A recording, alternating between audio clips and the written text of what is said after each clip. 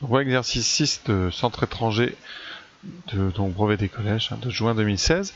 Petit exercice de proba avec un petit arbre à faire en deuxième question. Voilà, je vous laisse le faire et vous passez au corrigé dès que vous voulez. A tout de suite. Alors, on vous demande donc si on choisit au hasard un macaron dans la boîte numéro 1. Donc on va regarder, faire ce genre de questions, il faut un petit peu regarder la boîte.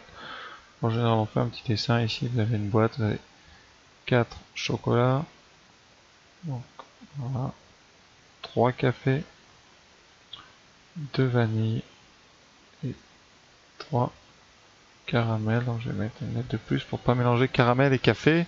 Et on vous demande, voilà, on pioche un chocolat dans cette boîte. Évidemment, c'est indiscernable au toucher, donc chaque macaron est écu probable. La probabilité de piocher un macaron là-dedans est la même pour tous. Donc on a 4 et 3, 7, 7 et 5, 12, 12 macarons au total.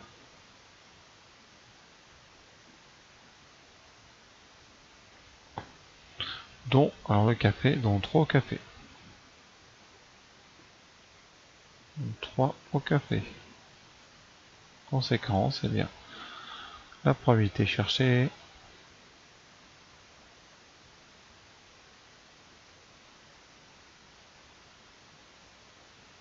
Donc 3 sur 12, soit, donc, on simplifie par 3, ça fait 1 et 4, soit 1 quart. Donc voilà, maintenant question 2. Alors, on va lire ensemble. Au bout du nœud, il reste 3 macarons au chocolat. Donc ici, on va faire la première boîte, boîte numéro 1.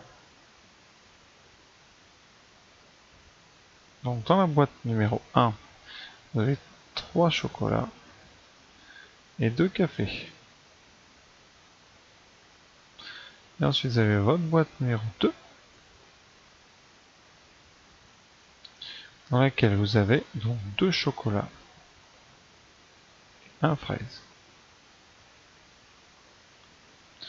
Carole n'aime pas le chocolat, mais apprécie tous les autres parfums. Si elle choisit un macaron, puis un second, quelle probabilité qu'elle obtienne 2 macarons qui lui plaisent. Donc la seule chose, c'est qu'il ne faut pas qu'elle prenne de chocolat. Donc on va construire un arbre de probabilité qui tient compte de ça. Donc au départ, elle prend donc dans la boîte numéro 1, soit elle prend le chocolat, soit elle prend évidemment un café. Donc vous avez 3 chocolats, 2 cafés, donc ici il est 3 sur 5 et 2 sur 5. Ensuite, elle pioche maintenant dans la boîte numéro 2. Alors, elle a soit donc un deuxième chocolat, soit fraise. Et ici, soit un deuxième chocolat, soit fraise. Donc on va remplir. À l'intérieur, vous avez 2 chocolats sur 3, donc vous avez 2 tiers ici, 1 tiers, et ici donc 2 tiers et 1 tiers. Et nous on cherche la probabilité, évidemment, et bien qu'elle ne prenne pas du tout de chocolat. Ça veut dire qu'il faut prendre que des branches qui ne contiennent pas de chocolat. Alors, la probabilité de aucun chocolat, et bien, vous voyez dans l'arbre il n'y a pas 36 branches, c'est la probabilité d'avoir café et fraise.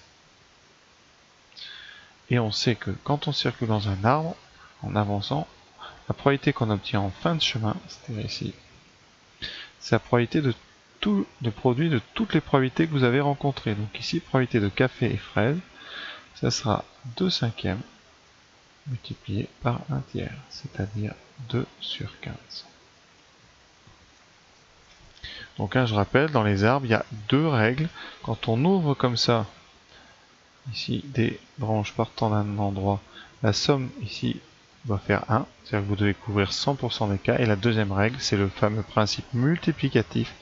Quand vous circulez comme ça à l'intérieur d'un chemin, pour avoir la probabilité du bout, vous devez multiplier ensemble toutes les probabilités que vous avez rencontrées en parcourant ce chemin. C'est ce qu'on a fait ici, 2 cinquièmes fois 1 tiers. Donc, probabilité d'avoir que des macarons qui lui plaisent, c'est donc 2 quinzièmes. Donc voilà, cet exercice était encore très rapide, il n'y a que 3 points, mais bon, rien de difficile, un petit arbre à faire, et puis c'est tout. Alors peut-être que c'est quand même 3 points qui sont gagnés, qui sont mérités, parce que l'arbre n'est pas si évident que ça. Et donc, c'est pas des points si simples que ça, si vraiment vous avez un petit peu de mal en probabilité.